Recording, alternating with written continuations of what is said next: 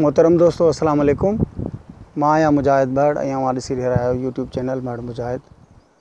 ऐं मां अव्हांखे अॼु सिंधु नदीअ जो किनारो असांजे ॻोठु उस्मानाबाद महड़ जे भरिसां जेको पुराणो ॻोठु आहे ॻोठु ग़ुलाम रसूल महड़, उतां जा कुझु नज़ारा ॾेखारे रहियो आहियां। अॼु ईद जे मोकलुनि जे करे असां आया आहियूं पंहिंजे ॻोठु घुमण जे लाइ। ऐं तव्हां हीउ ॾिसो पिया असांजे ॻोठ जे भरिसां दरिया जेको हींअर पाणीअ जे मींहंनि जे उन्हनि जे करे हिन मौसम में सावण जी मौसम में जीअं दरिया चढ़ंदो आहे, हीउ चढ़ी आयो आहे दरिया। ऐं परियां साम्हूं हुन पासे खां मां जिते वेठो आहियां साम्हूं नज़र पए पई, हिते साम्हूं आहे मक़बरो लकी शाह सदर जो। हा, भॻो टोड़ो मथां ॾिसिजे पियो, मथे जबल जी चोटियूं आहिनि। इहो आहे साम्हूं लकी शाह सदर, असांजे ॻोठ जे साम्हूं लॻे थो लकी शाह सदर ऐं ॿिए पासे खां काज़ी अहमद।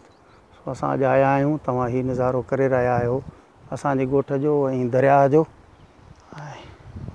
पोएं पासे खां ई असांजे ॻोठु ग़ुलाम रसूल महड़ थोरो पोइते आहे।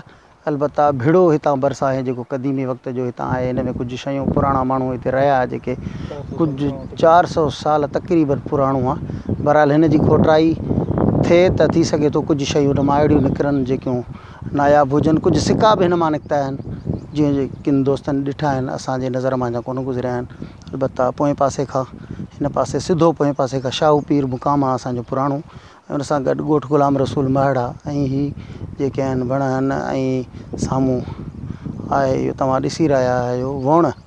जेकॾहिं दरिया चढ़ी वियो, मथे चढ़ी आयो त पोइ त हीउ सॼो फ़सुलु वेंदो हली। बाक़ी अलाह ख़ैरु करे।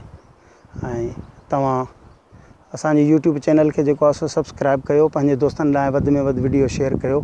ख़ुसूसन पंहिंजे महड़ बिरादरी जे दोस्तनि खे अर्ज़ु आहे त जेकॾहिं उहे ॾिसनि था त हीअ असांजी वीडियो खे ॾिसो बि, इंजॉय बि कयो। पंहिंजे ॻोठनि में अहिड़े मौक़े ते अचो, घुमी वञो, चकर बि ॾियो ऐं वधि में वधि असां सां इहो ताउन कंदा त हिन चैनल खे सब्सक्राइब कंदा, पंहिंजे दोस्तनि लाइ